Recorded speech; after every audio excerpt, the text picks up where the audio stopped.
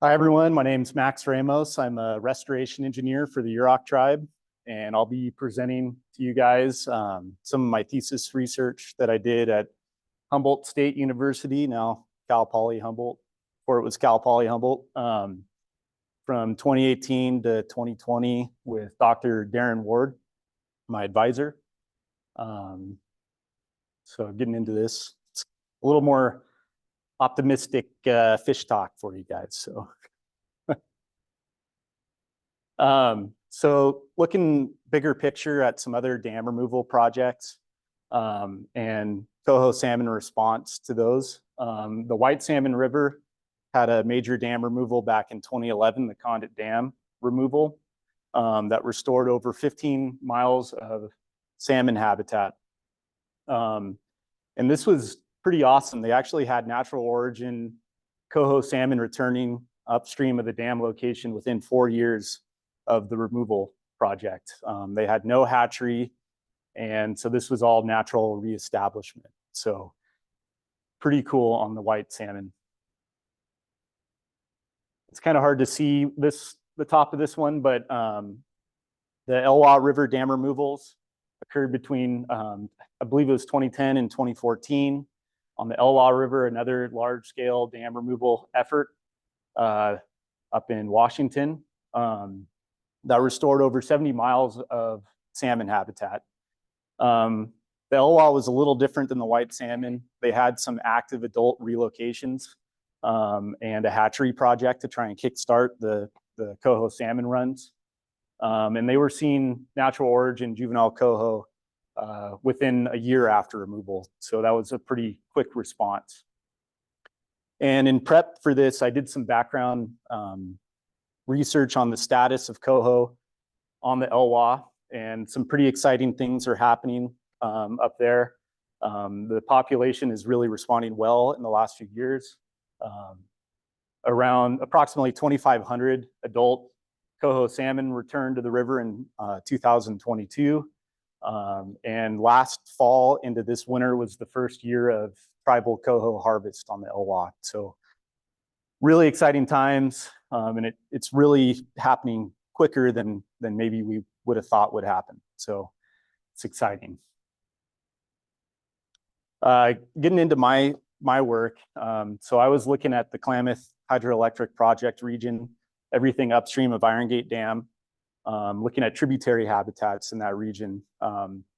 So I looked at 6 major tributaries to the Klamath: Scotch, Camp, Jenny, Fall, Shovel, and Spencer Creek up in Oregon. And this is their location. Dams are in the red there. So all within that Klamath hydroelectric project. I'm not going to get into super details on coho salmon biology. I assume everyone here has a good understanding of that. But they usually return to the Klamath between November and December. Juveniles rear in fresh water for over a year. And they're the most sensitive species in the Klamath Basin to high water temperatures due to that long-term freshwater residency.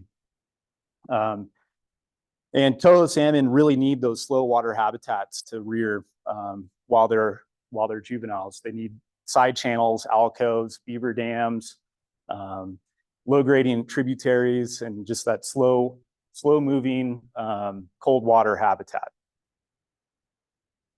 The coho in the Klamath are listed as threatened, potentially moving toward endangered, and we're looking at roughly 6% of historic abundance and in the Klamath, and the majority of those fish are returning to our hatcheries at this point.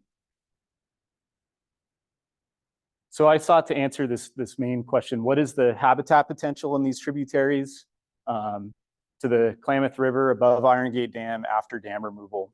And I used 4 different methods to try and assess that. So first, one of the main limiting factors for juvenile coho survival and growth is that summertime period on the Klamath. So what are the summertime water temperatures of those tributaries? I also used a habitat limiting factors model developed in Oregon. It's like a habitat suitability model.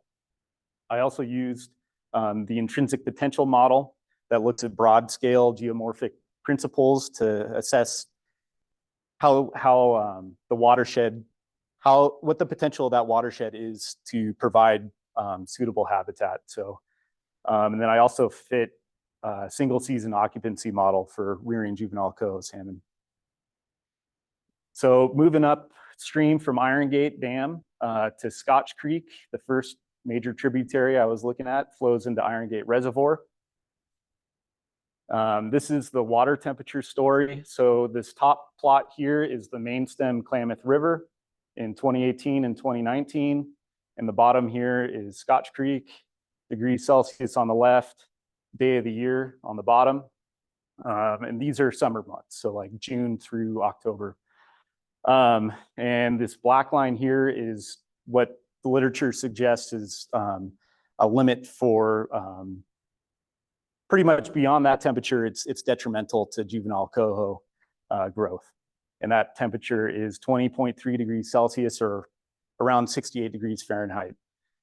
So when you're looking at the mainstem Klamath through the summer months, it's reaching above that black line. So it's really, fish are gonna wanna get out of there. They're not gonna wanna rear in the summer months in the mainstem. But looking at Scotch Creek here, it's right below that black line for most of the summer, but above this dash line, which is suboptimal for juvenile coho growth. So better than the Klamath, but maybe not the most optimal water temperatures.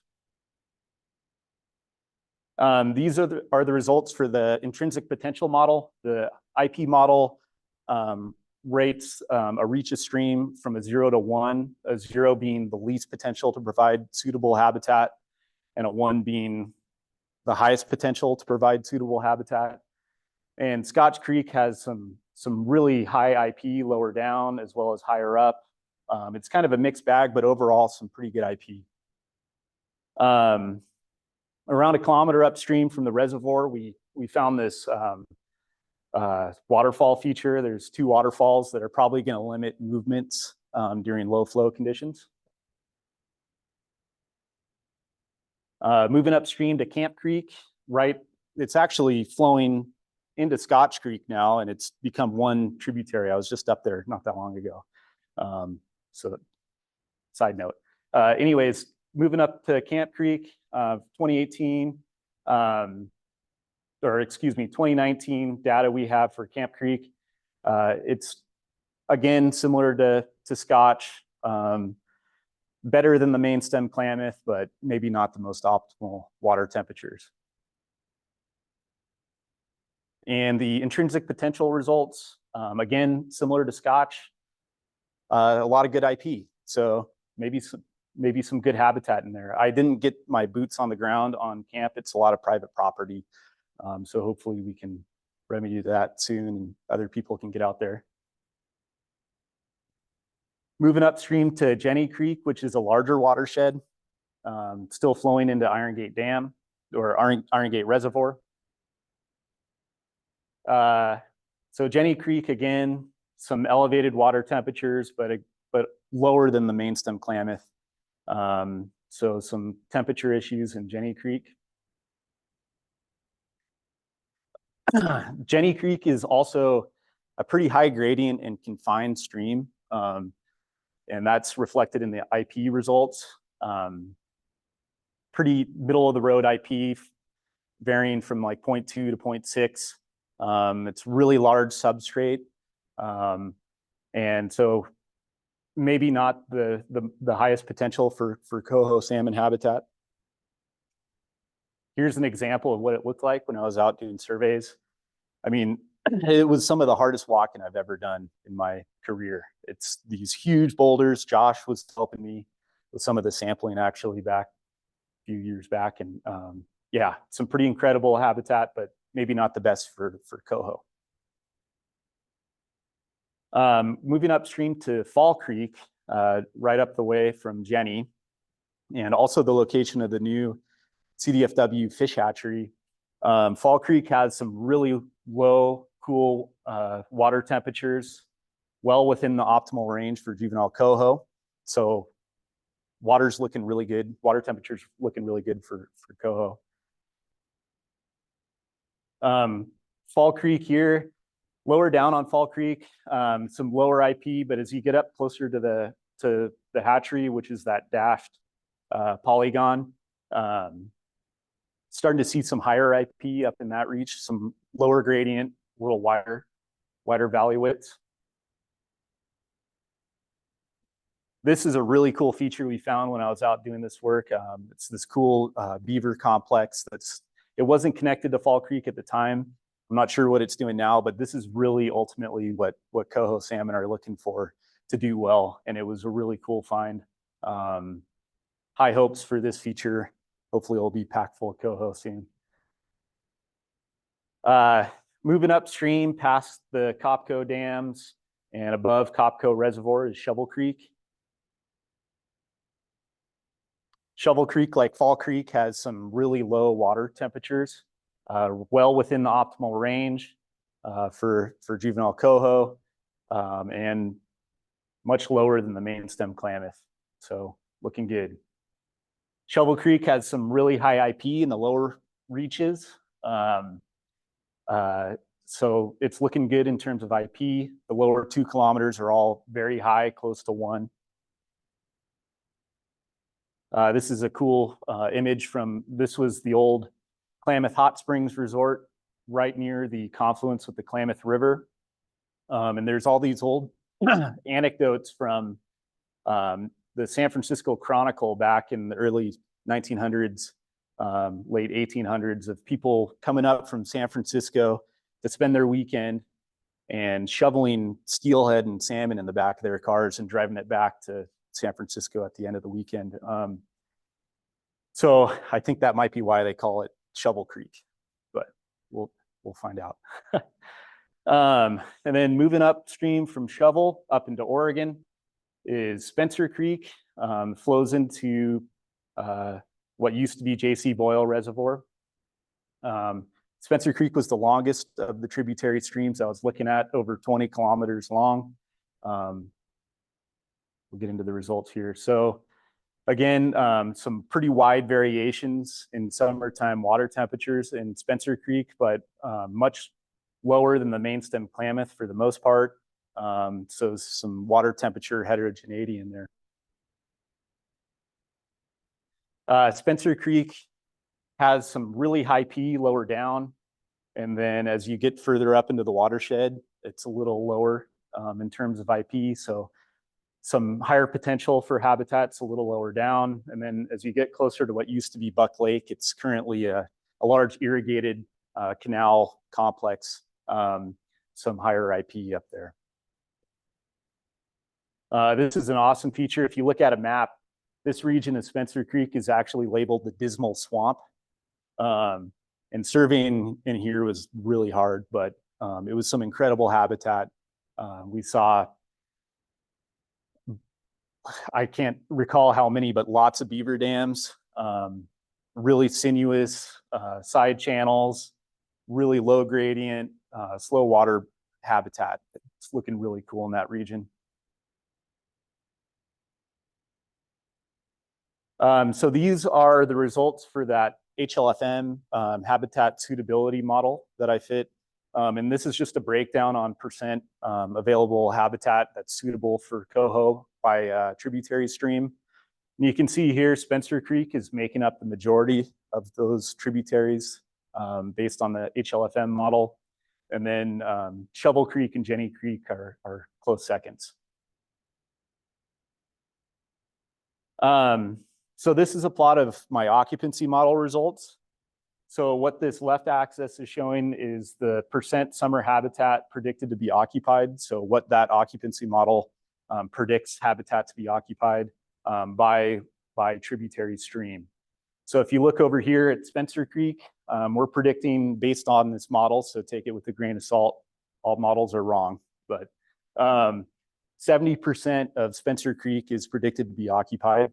And then if you look over here at Scotch and Shovel Creek, if you remember back in those maps, they had some pretty high IP, but the occupancy model, which is looking at discrete habitat, is saying despite having high IP, these two tributary streams have low, the occupancy model is predicting a low percentage of those habitats to be occupied. And that might be suggesting some need for some restoration in both those streams. So maybe some habitat that's not realized.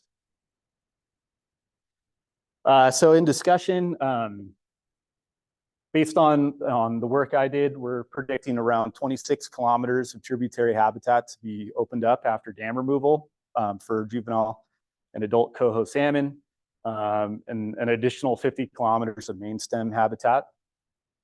All the tributaries we were looking at had summertime water temperatures lower than the mainstem Klamath. Fall and Shovel Creek have extremely low water temperatures. And there's also been some recent work by Bob Lusardi down at UC Davis looking at growth rates in coho salmon at elevated water temperatures, suggesting that they might actually be able to withstand warmer water temperatures than we previously thought if there's enough food around. So despite what those plots were saying, they might end up doing okay in some of those warmer streams.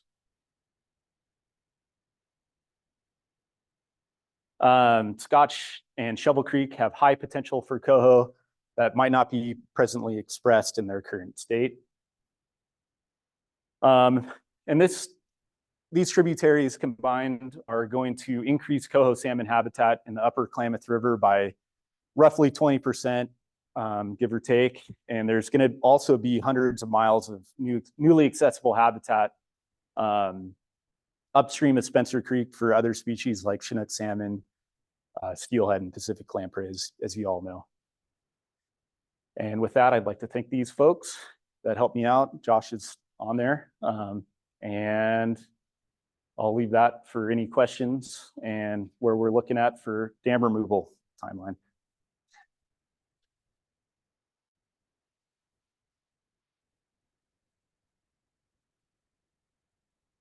What happened to that? Thanks, Max. Yeah. Any questions for Max? Yeah. Oh, hold on. Oh. I'm just kind of like thinking towards the future. It looked like Bull Creek and summer temps. Do you know if that's spring fed? So therefore it'll offer more of like a climate change buffer during the future. And if so, if that's happening there, maybe there are places that we should look towards more for habitat restoration, as there'll be more important tributaries as we move forward. Yeah, I think so. Both those streams, if you look at a hydrograph, I mean, there isn't data there. Those streams aren't gauged right now, but if you look at those streams through the months of the year, they stay pretty consistent and they're spring fed. So you don't get those drastic changes in discharge, and they stay cold and around the same temperature throughout the year. So I think they are two streams that we need to be paying specific attention to.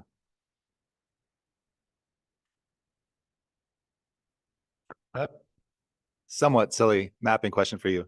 Yeah. Do we have a consensus now that Iron Gate is gone, whether Camp is a tributary to Scotch or whether Scotch is a tributary to Camp? Because I looked at some of the historical maps, and the ones like from the 50s, right before the dam, aren't labeled. I found one from 1934 that shows that Camp is a tributary of Scotch Creek. And I think you had said that you thought Scotch was a tributary to Camp. So I don't know. We need to decide. And the current version of the NHD agrees with you. It says that Scotch is a tributary to Camp, but we should establish some kind of convention. Is it a new tributary altogether? Yeah. I don't know. I don't have an answer, but maybe we could think together. Any other questions for Max?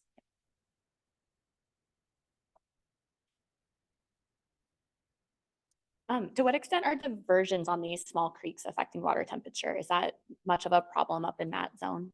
Yeah, so that's something I was thinking about.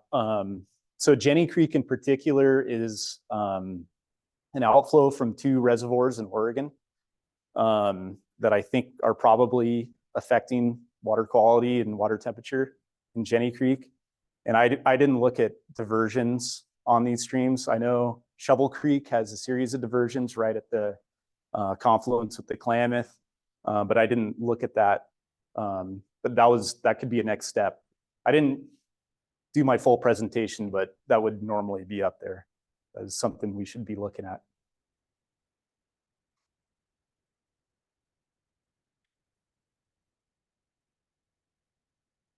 I'm pretty biased, but I'm going to say that this is probably my favorite master's thesis, just partially because you took a topic and instead of just trying to answer it, you thought of like all the different ways you could try to answer it. I thought that was a pretty cool approach. But I just wanted to know, in your role now, are you going to be involved in monitoring any of these creeks? In my world now, I don't get to do the monitoring quite as much, but we did apply for a grant last fall to do a lot of restoration in all the tributaries, and we're waiting to hear back if we got it. But it's the NOAA transformational grant. And it was it's got the potential to do a lot of restoration around Shovel, Fall, Jenny, and Spencer Creek. So I'll be involved with the monitoring if we get that grant around construction, but yeah, I don't get to do that stuff as much anymore.